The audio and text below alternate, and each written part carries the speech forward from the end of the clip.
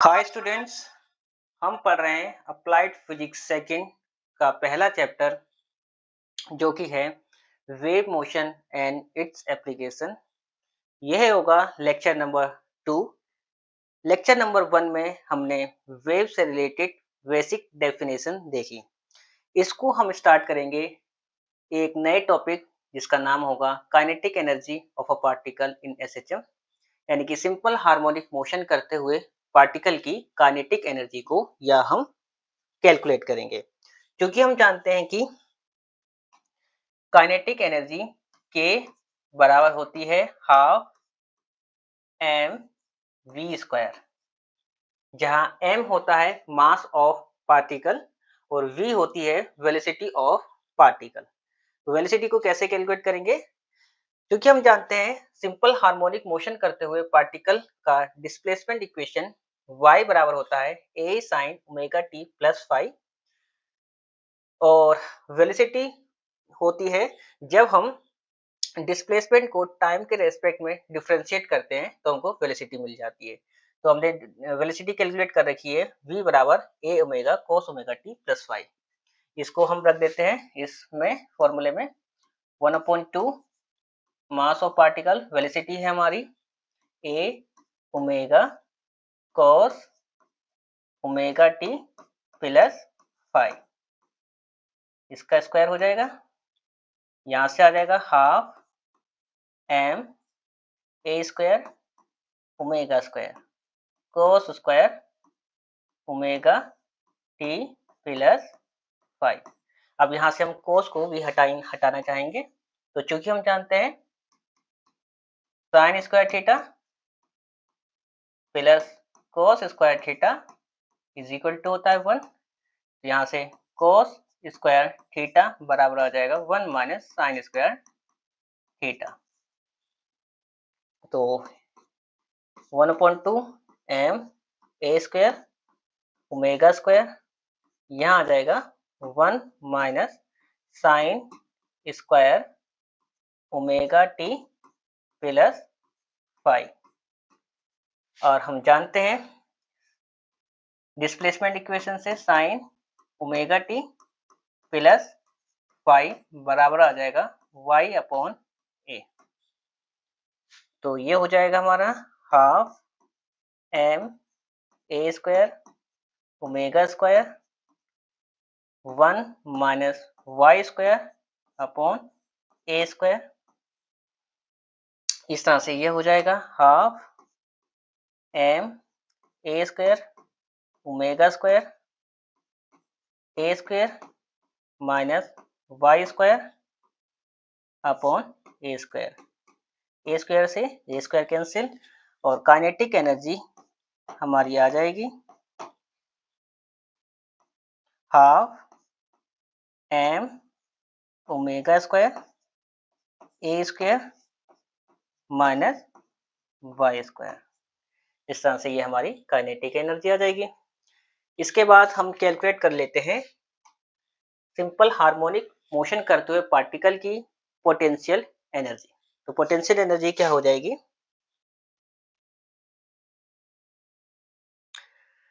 क्योंकि हम जानते हैं अगर कोई पार्टिकल सिंपल हार्मोनिक मोशन कर रहा हो तो उसकी जो पोटेंशियल एनर्जी होती है, पोटेंशियल एनर्जी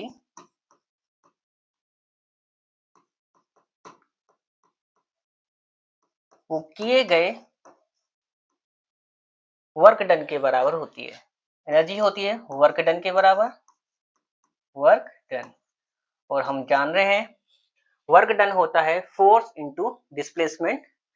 तो एक छोटे से वर्क के लिए हम ये लगाते हैं, तो स्मॉल वर्क डी डब्ल्यू के लिए हो जाएगा फोर्स इनटू डिस्प्लेसमेंट, और यहाँ नेगेटिव साइन आ जाएगा, क्योंकि हम जानते हैं लेट सपोज ये कोई पार्टिकल है जो कि सिंपल हार्मोनिक मोशन कर रहा है।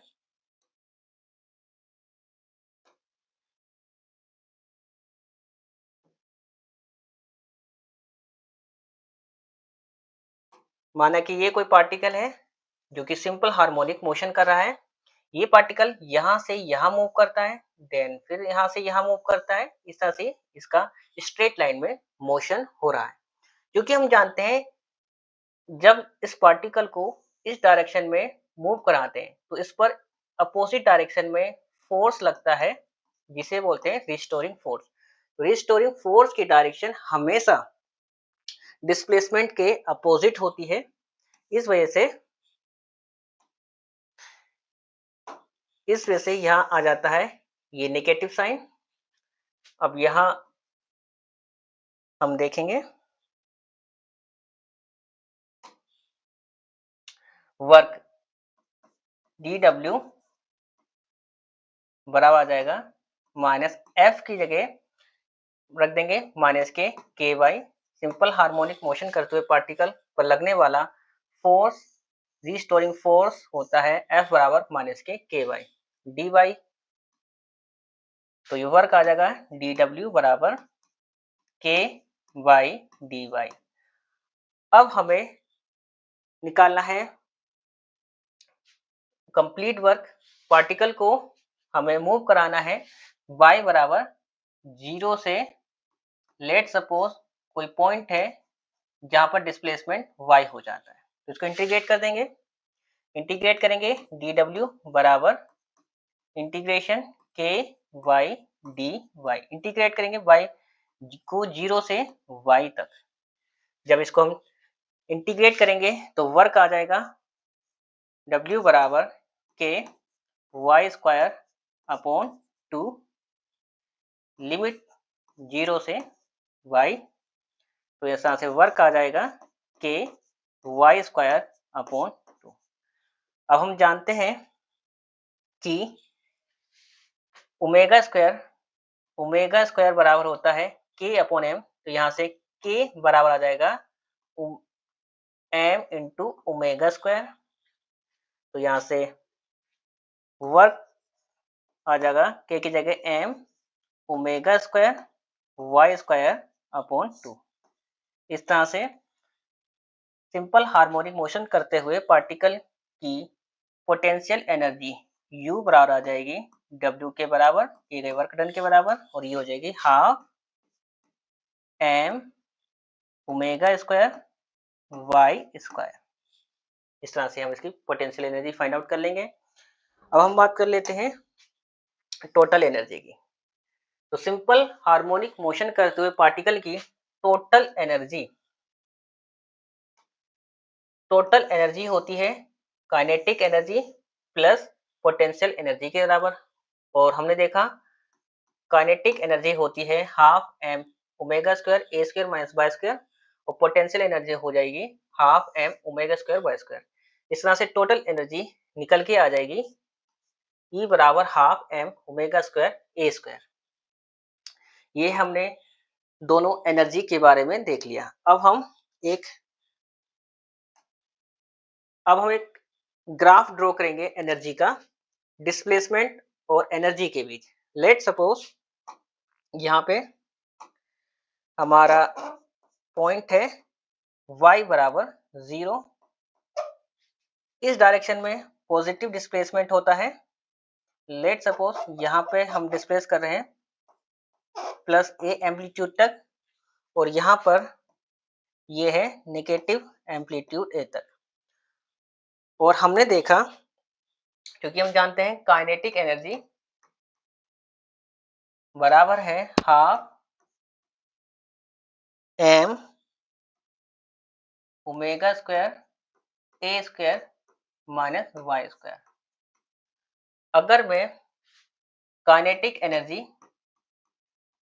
और डिस्प्लेसमेंट y के बीच एक ग्राफ खींचूं तो कैसे आएगा।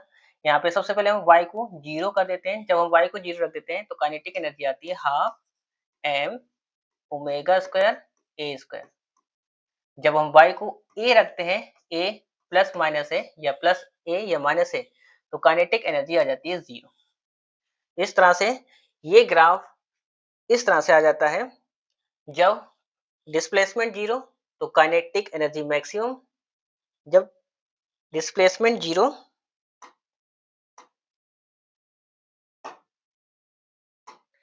जब डिस्प्लेसमेंट 0 तो काइनेटिक एनर्जी मैक्सिमम होती है। जब डिस्प्लेसमेंट ए होता है प्लस ए या माइनस ए तो काइनेटिक एनर्जी 0 हो जाती है। तो ये ग्राफ कुछ इस तरह से आ जाएगा और ये मैक्सिमम एनर्जी देख रहे हैं, इस पॉइंट की एनर्जी है half m omega square a square. इसी तरह से पोटेंशियल एनर्जी बराबर होती है half m omega square y square. अगर हम ग्राफ खींचे पोटेंशियल एनर्जी और डिस्प्लेसमेंट के बीच तो हम देखेंगे अगर हम y को 0 रख देते हैं तो पोटेंशियल एनर्जी 0 आ जाएगी और y को हम अगर हम प्लस ए या माइनस ए रखते हैं तो पोटेंशियल एनर्जी मैक्सिमम होगी और होगी हमारी half m omega square a square. ये ग्राफ तो यहाँ पे हम देखते हैं जब हमारा डिस्प्लेसमेंट 0 है तो पोटेंशियल एनर्जी भी 0 है और जब हमारा डिस्प्लेसमेंट ए हो जाता है या प्लस ए हो जाता है या माइनस ए हो जाता है तो पोटेंशियल एनर्जी भी मैक्सिमम हो जाती है। तो यहाँ पे जो ग्राफ आ जाएगा कुल इस कुछ इस तरह से आ जाएगा।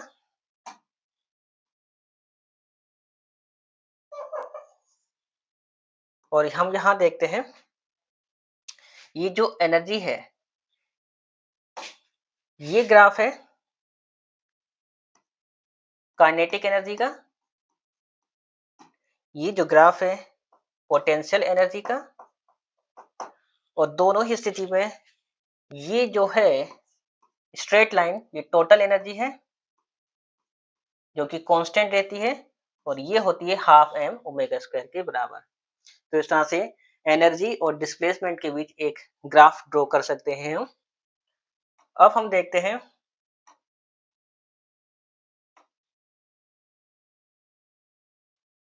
Force law in SHM. हमारा कोई पार्टिकल है जो सिंपल हार्मोनिक मोशन कर रहा है। लेट्स सपोज ये पार्टिकल है जो सिंपल हार्मोनिक मोशन कर रहा है। इस तरह से ये एक साइकिल कंप्लीट कर लेता है। इसे बोलते हैं एक साइकिल। एक साइकिल कंप्लीट करने में जो टाइम लगता है उसे बोलते हैं टाइम पीरियड। टाइम पीरियड और टाइम पीरियड को हम टी से रिप्रेजेंट करते हैं। यहाँ हम कैलकुलेट करेंगे time period. Simple harmonic motion करते हुए पार्टिकल का टाइम पीरियड किस तरह से कैलकुलेट करते हैं, क्योंकि हम जानते हैं अगर कोई पार्टिकल सिंपल हार्मोनिक मोशन कर रहा हो तो उस पर लगने वाला रीस्टोरिंग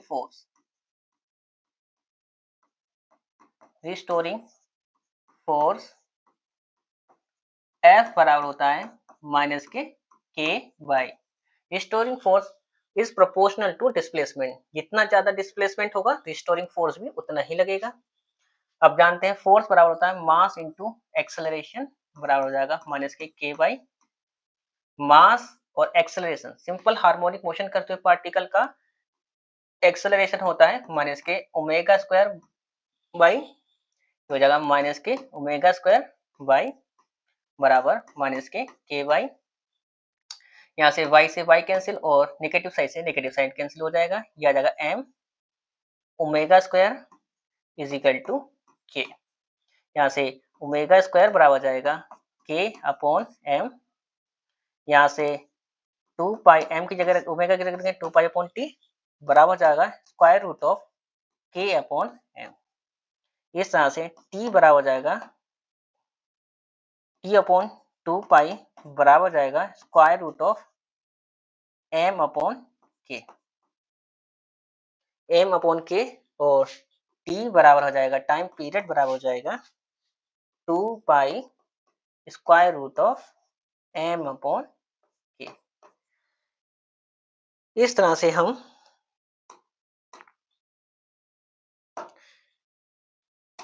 सिंपल हार्मोनिक मोशन करते हुए पार्टिकल का time period in general form में कैलकुलेट कर सकते हैं।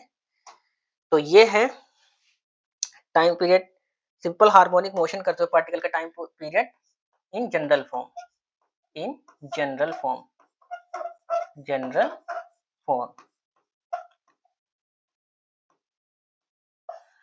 अब हम आगे बढ़ते हैं और समझते हैं।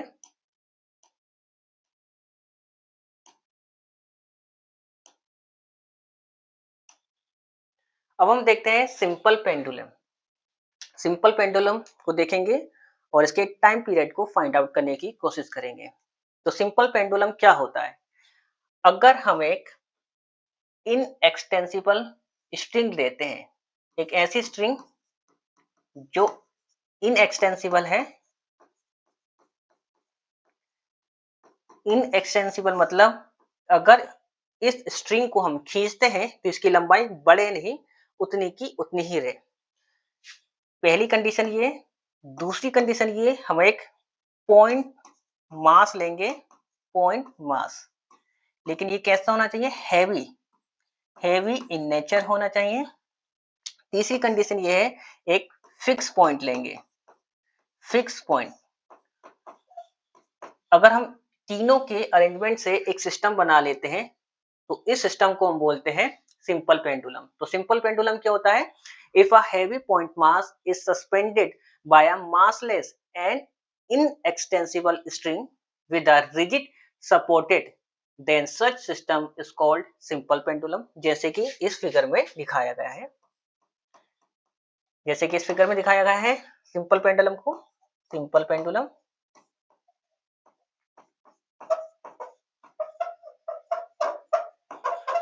यहाँ पे एक रिजिड पॉइंट है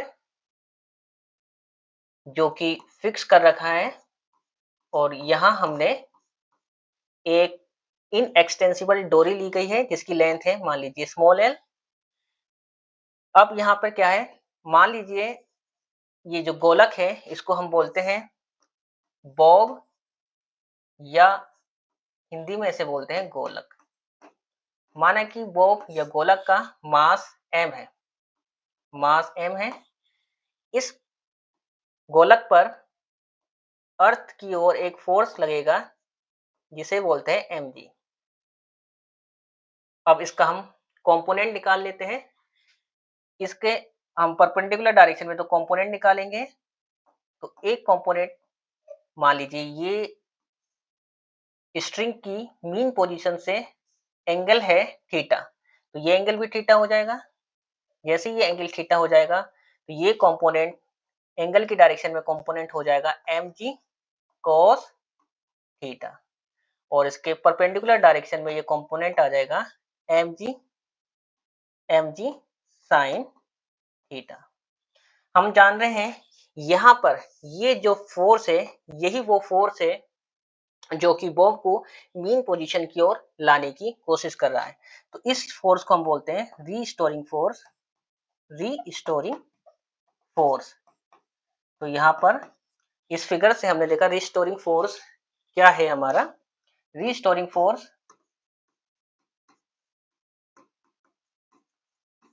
फोर्स है हमारा F बराबर माइनस mg साइन थीटा।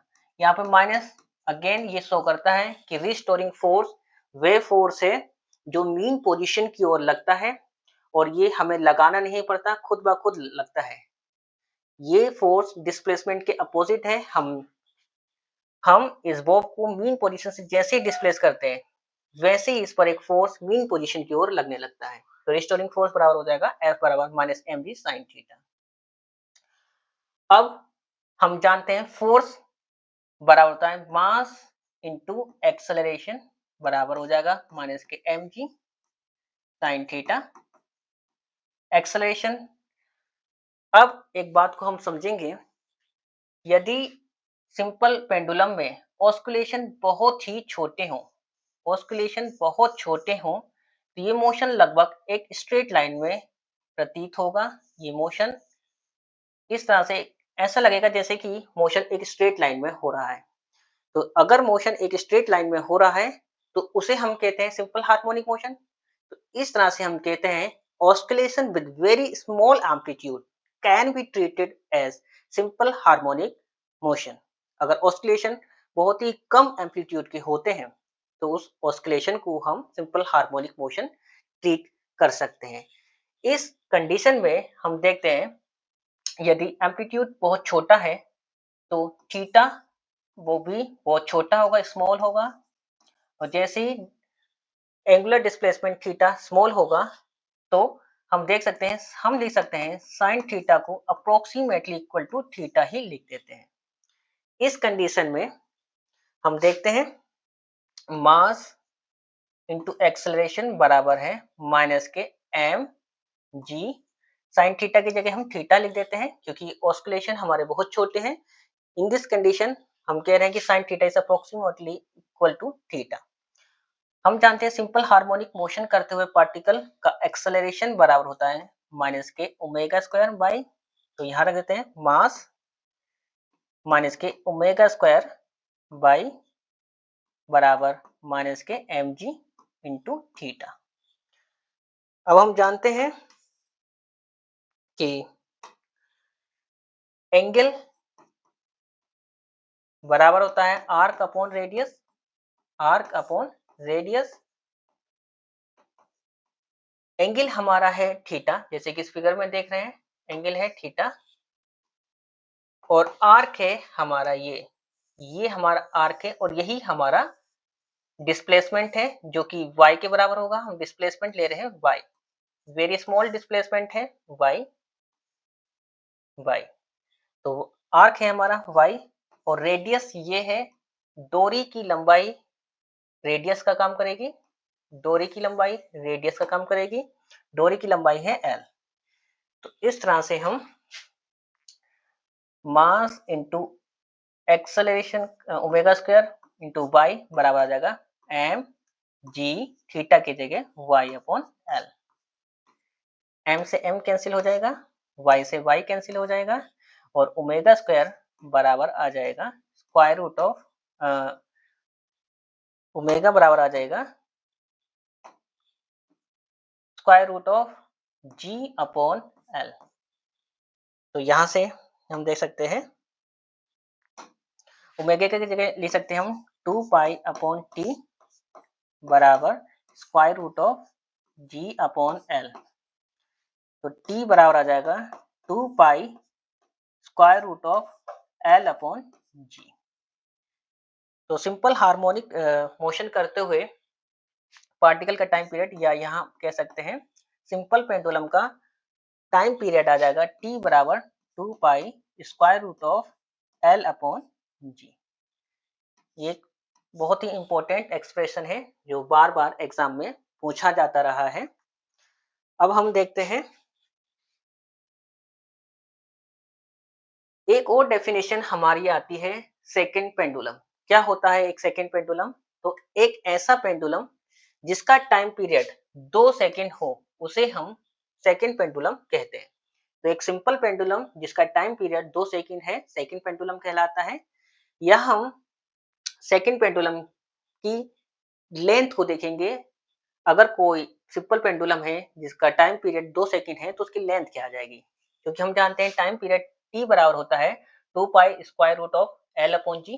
तो यहाँ से लेंथ आ जाएगी G T square upon 4 pi square. यहाँ अगर हम जी की वैल्यू 9.8 मीटर पर सेकेंड स्क्वायर रखते हैं तो लेंथ लगभग लगभग 1 मीटर आ जाती है। तो हम देखते हैं सेकेंड पेंडुलम वह पेंडुलम होता है जिसकी लेंथ 1 मीटर और टाइम पीरियड 2 सेकंड होती है। अब हम सिंपल पेंडुलम से रिलेटेड कुछ लॉ को देख लेते हैं। जैसे कि फर्स्ट है लॉ ऑफ लेंथ। हम जानते हैं सिंपल पेंडुलम का टाइम पीरियड टी बराबर होता है 2 pi square root of L upon g.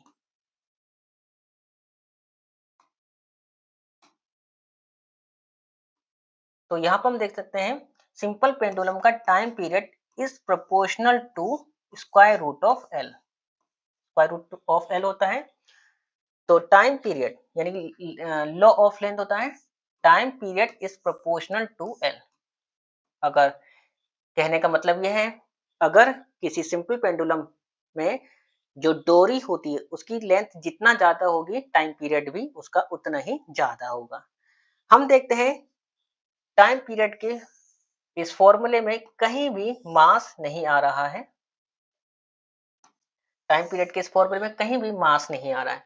तो सिंपल पेंडुलम का टाइम पीरियड मास पे डिपेंड नहीं करता है। यह है इसका सेकंड लॉ। सिंपल पेंडुलम का टाइम पीरियड मास पे डिपेंड नहीं करता है। तीसरा है लॉ ऑफ एक्सेलरेशन। हम देखते हैं सिंपल पेंडुलम का time period square root of g के इनवर्सली प्रोपोर्शनल होता है। कह सकते हैं टाइम पीरियड जी के स्क्वायर रूट के इनवर्सली प्रोपोर्शनल होता है। जी की वैल्यू कहने का मतलब है अगर जी बढ़ेगा तो टाइम पीरियड घटेगा और अगर जी घटेगा तो टाइम पीरियड बढ़ेगा। इनका आपस में इनवर्स रिलेशन होता है। तो ये तो हमने सिंपल पेंडुलम से रिलेटेड कुछ डेफिनेशन देखी। अब मैं बताना चाहूंगा simple harmonic motion. Simple harmonic motion कोई वेव नहीं है, ये एक मोशन है, सिंपल सा एक मोशन है जिसमें कोई पार्टिकल स्ट्रेट लाइन में मोशन करता है। जिस तरह से सर्कुलर मोशन में पार्टिकल एक सर्कल में मोशन करता है, इसी तरह से सिंपल हार्मोनिक मोशन में पार्टिकल एक स्ट्रेट लाइन में मोशन करता है। अब हम देखने जा रहे हैं simple harmonic progressive wave.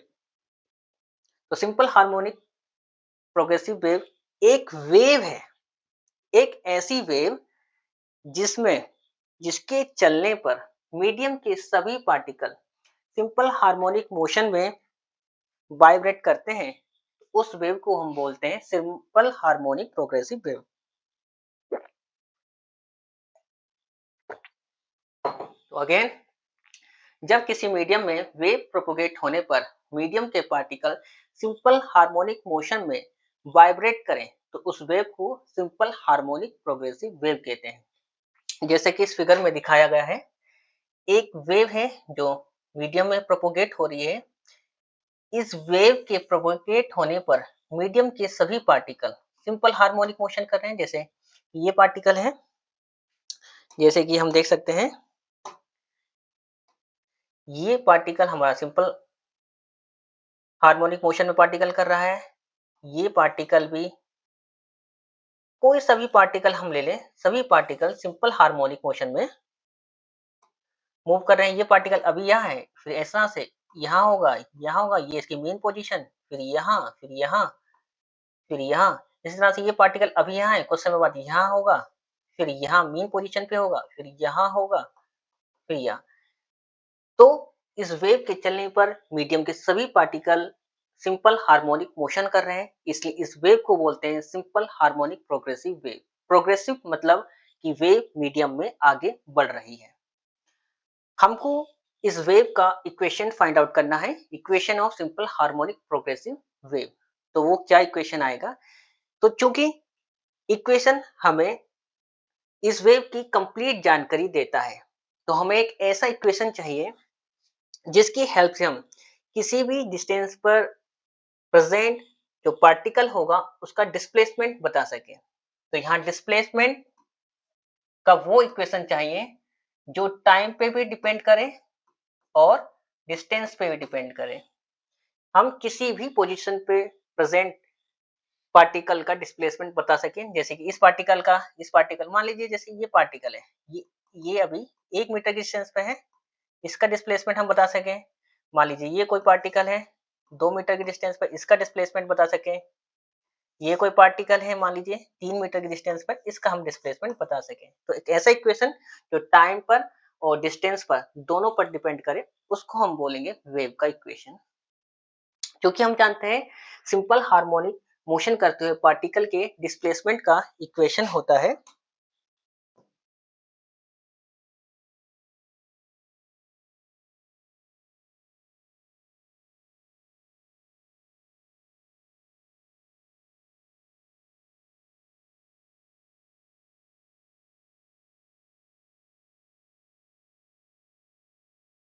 Simple harmonic motion करते हुए पार्टिकल का की डिस्प्लेसमेंट का इक्वेशन होता है y बराबर a sine omega t plus y। तो इस इक्वेशन में हम देख सकते हैं कहीं भी x नहीं आ रहा है, यानी कि ये उस पार्टिकल कि डिस्प्लेसमेंट का इक्वेशन है जो सोर्स पॉइंट पर है। सोर्स पॉइंट पर हम देख सकते हैं डिस्टेंस x बराबर 0 है। इस इक्वेशन में कहीं भी x नहीं है, इसलिए ये उस पार्टिकल का इक्वेशन हो गया जो सोर्स पॉइंट पर है। हमको तो एक ऐसा इक्वेशन चाहिए जो जनरल इक्वेशन हो, जो किसी भी पार्टिकल के लिए एप्लीकेबल हो। तो इसके लिए इसको हम समझते हैं, कैसे इसको फाइंड आउट करते हैं। लेट सपोज ये एक पॉइंट है P। इस पॉइंट P पर कोई पार्टिकल है जो कि सोर्स पॉइंट से x डिस्टेंस पर है। सोर्स पॉइंट से x डिस्टेंस पर एक पॉइंट है P, और माना कि जो वेव है वो v वेलोसिटी से मीडियम में आगे बढ़ रही है। तो आप बताएं, इस वेव को x डिस्टेंस ट्रेवल करनी है v वेलोसिटी से, तो कितना टाइम लगेगा। तो हम जानते हैं टाइम, कितना टाइम लगेगा, t बराबर x अपॉन v टाइम लग जाएगा। कैसे? क्योंकि हम जानते हैं स्पीड बराबर होता है डिस्टेंस अपॉन टाइम।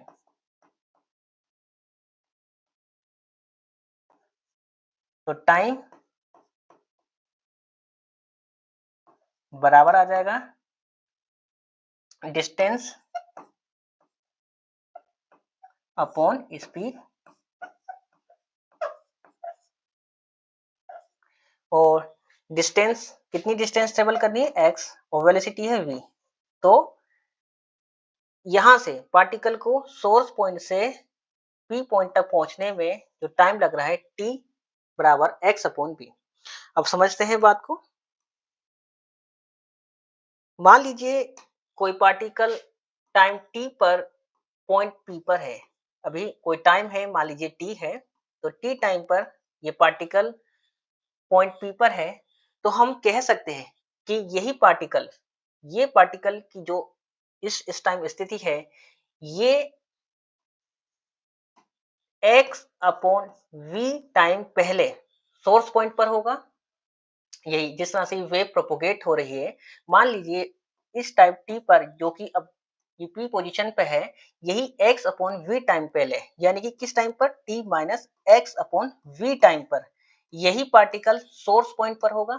क्योंकि यही तो पार्टिकल है जो x अपॉन v टाइम बाद p पोजीशन पर आ जाता है, सोर्स पॉइंट O से चल करके पॉइंट p पर आ रहा है। तो इतने समय पहले ये पार्टिकल कहां पर होगा, सोर्स पॉइंट पर होगा।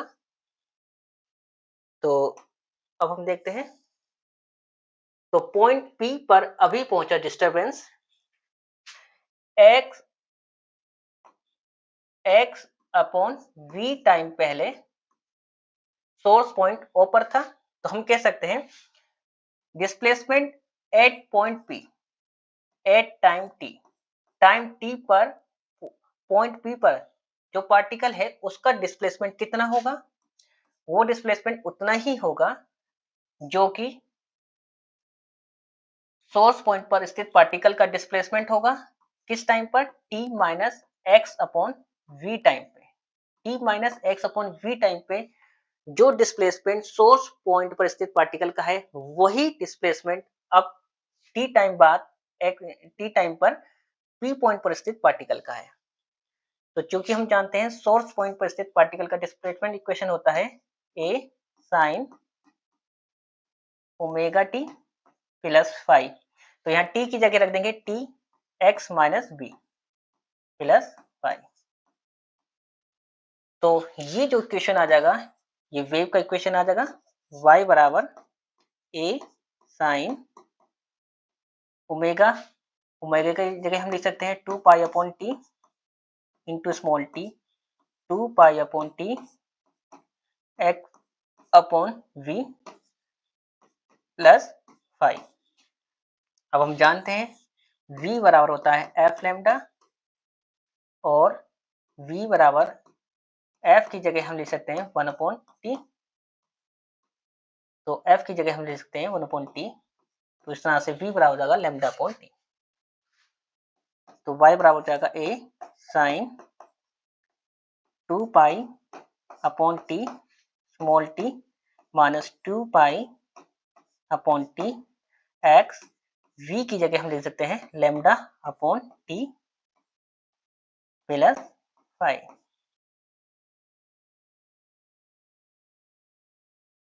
तो ये हो जाएगा a sine 2 pi upon t into small T minus, यहाँ t से ये t कैंसिल हो जाएगा और ये हो जाएगा 2 pi upon lambda into x plus 5।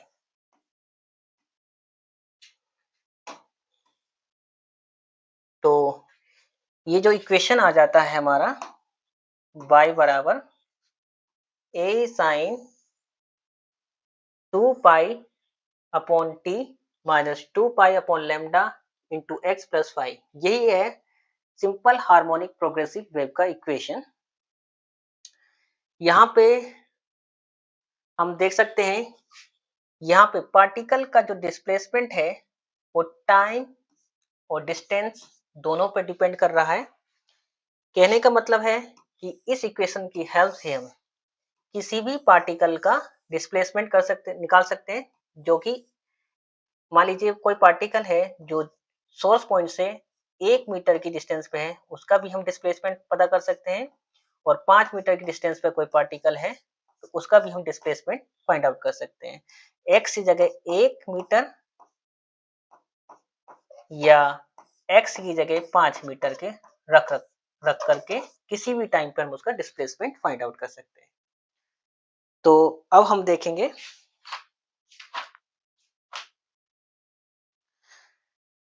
आगे बढ़ते हैं। अब हम देखेंगे phase and phase difference.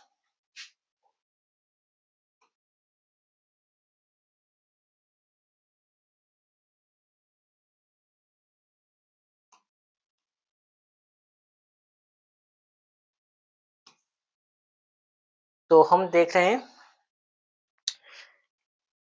Simple harmonic progressive wave का इक्वेशन y बराबर a sine 2 pi upon t into small T minus 2 pi upon lambda into x plus 5 हो जाता है। यहाँ पर साइन का टोटल एंगल कहलाता है phase of simple harmonic progressive wave. तो फेज को हम 5 से रिप्रेजेंट करते हैं। 5 बराबर हो जाएगा 2 pi upon T small T minus 2 pi upon lambda x plus 5। Phase हमें देता है पार्टिकल की टोटल इंफॉर्मेशन कि ये पार्टिकल इस टाइम पर इस पोजीशन में है। अब हम देख लेते हैं फेज डिफरेंस। मान लीजिए हमारी कोई वेव है, इस वेव में ये कोई पार्टिकल है, दो केस लेते हैं। मान लीजिए सोर्स पॉइंट है, यानी कि यहाँ x बराबर 0 है। यहाँ पर ये किसी डिस्टेंस में, मान लीजिए x डिस्टेंस पर कोई पार्टिकल है। ये पार्टिकल की हम फेज फाइंड आउट करेंगे अलग अलग टाइम पर। मान लीजिए टाइम t1 टाइम पर ये पार्टिकल इस पोजीशन पे है और इसका फेज है phi1, और यही पार्टिकल t2 टाइम बाद वाइब्रेट करता हुआ यहाँ पहुंच जाता है t2 टाइम बाद, और इस समय इसका फेज हो जाता है phi2। इस तरह से एक ही पार्टिकल है जिसका हम दो अलग अलग टाइम पर फेज फाइंड आउट कर रहे हैं और फेज डिफरेंस कैलकुलेट कर रहे हैं। When t is variable and x is constant, मतलब एक ही पार्टिकल है जिसका हम अलग अलग टाइम पर फेज फाइंड आउट करेंगे। तो मान लीजिए t1 टाइम पर पार्टिकल का फेज है phi1, जो कि हो जाएगा हमारा 2 pi upon t into small T minus 2 pi upon lambda into x plus 5। तो यहाँ डिस्टेंस सेम है लेकिन टाइम अलग अलग है, तो यहाँ t1 आ जाएगा। इसी तरह से t2 टाइम पर पार्टिकल का फेज phi2 बराबर आ जाएगा 2 pi upon T t2 time पर माइनस के 2 pi upon lambda into x, distance same है, प्लस 5। यहाँ हम देख रहे हैं बार बार एक टर्म आ जाता है फाई। फाई है इनिशियल फेज, इनिशियल फेज है। तो यहाँ हम फेज डिफरेंस निकाल सकते हैं। फेज डिफरेंस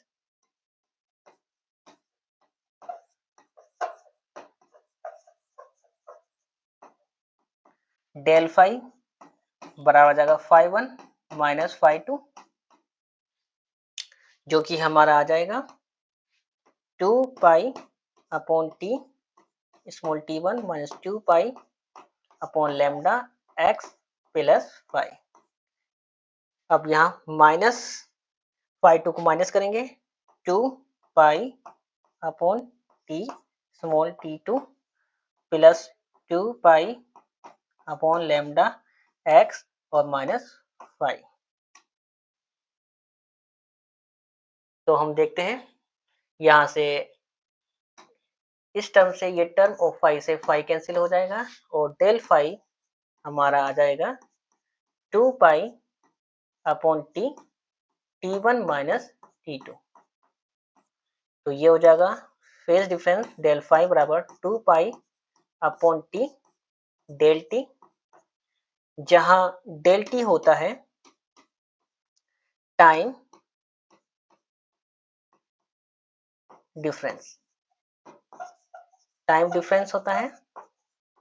ये फेज डिफरेंस आ गया व्हेन जब हम एक ही पार्टिकल का की दो अलग अलग टाइम पर फेज फाइंड आउट कर रहे थे। अब ले लेते हैं केस टू।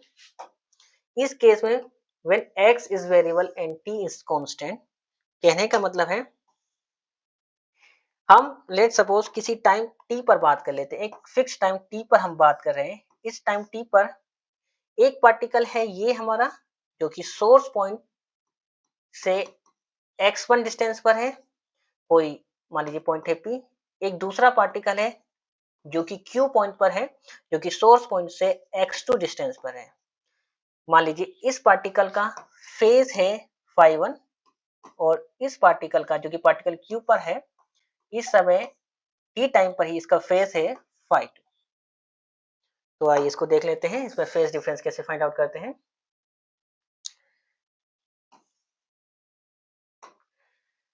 तो t टाइम पर x1 डिस्टेंस पर पार्टिकल का फेज डिफरेंस है फाई वन, इक्वल ये आ जाएगा 2 pi upon T small t one की जगह t 2 pi upon lambda x1 plus phi, और x2 डिस्टेंस पर जो पार्टिकल है t टाइम पर ही वो आ जाएगा फाई टू बराबर 2 pi upon T small T minus 2 pi upon lambda x2 plus phi. अब यहाँ फेज डिफरेंस फाइंड आउट कर लेंगे। तो फेज डिफरेंस